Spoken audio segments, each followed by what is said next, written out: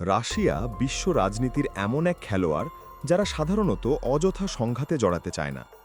Vladimir Putin সবসময় ঠান্ডা মাথায় নিজের কৌশল সাজান, কিন্তু ইতিহাস বলে রাশিয়া একবার যদি ক্ষুব্ধ হয়ে ওঠে বা কোনো সংঘাতে জড়িয়ে পড়ে, তার ফল হয় ভয়াবহ।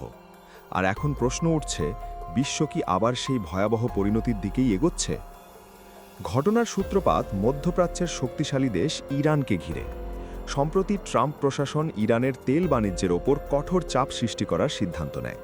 সহজ কথায়, ইরানের তেল যেই কিনুক, কোনো কোম্পানি, রিফাইনারি বা পরিবহনকারী জাহাজ, সবার ওপরই কঠিন নিষেধাজ্ঞা আরোপের ঘোষণা দেয় আমেরিকা। উদ্দেশ্য একটাই, ইরানের আয়ের প্রধান উৎস তেল রপ্তানি পুরোপুরি থামিয়ে দেওয়া। কিন্তু এই কৌশল কি ইরান মেনে নেবে? মোটেও না। আর ঠিক এখানেই মঞ্চে প্রবেশ করেন পুতিন। খবরটি পাওয়ার সঙ্গে সঙ্গেই যেন আগুনে ঘি পড়ে। তিনি স্পষ্ট জানিয়ে দেন, ইরানের ওপর আমেরিকার একতরফা চাপ তিনি মেনে নেবেন না। ক্রেমলিন থেকে কঠোর বার্তা আসে, ইরানের ওপর কোনো আগ্রাসন হলে রাশিয়া হাত গুটিয়ে বসে থাকবে না। ইরানের সার্বভৌমত্ব রক্ষায় মস্কো সর্বোচ্চ সহযোগিতা দেবে। অনেকের চোখে এটি ছিল সরাসরি যুদ্ধের হুঁশিয়ারি। এই ঘোষণার পর ওয়াশিংটনে উত্তেজনা ছড়িয়ে পড়ে। একদিকে ইরানে আঘাত হানার ঝুঁকি, অন্যদিকে রাশিয়ার মতো পারমাণবিক শক্তিধর দেশের সতর্কবার্তা। পরিস্থিতি যেন এক উভয় সংকট। কিন্তু এখানেই নাটকীয় মোড়। সবাই যখন ভাবছিল আমেরিকা হয়তো পিছু হটবে, তখনই ট্রাম্প প্রশাসন উল্টো আরও কঠোর পদক্ষেপের পথে হাঁটে। ইউরোপীয় ইউনিয়নকে সঙ্গে নিয়ে রাশিয়ার তেল রপ্তানির উপর নতুন নিষেধাজ্ঞা আরোপের প্রক্রিয়া শুরু হয়।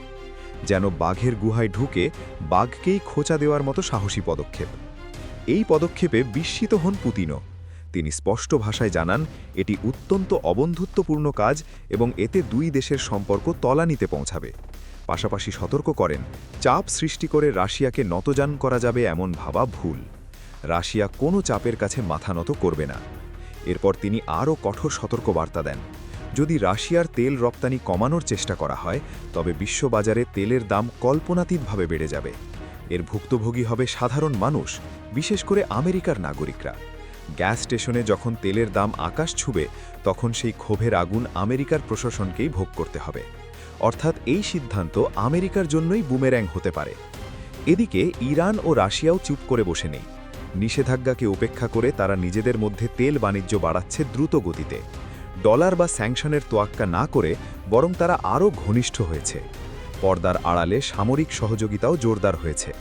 মিসাইল প্রতিরক্ষা ব্যবস্থা থেকে আধুনিক যুদ্ধবিমান পর্যন্ত সব প্রস্তুতি নেওয়া হচ্ছে।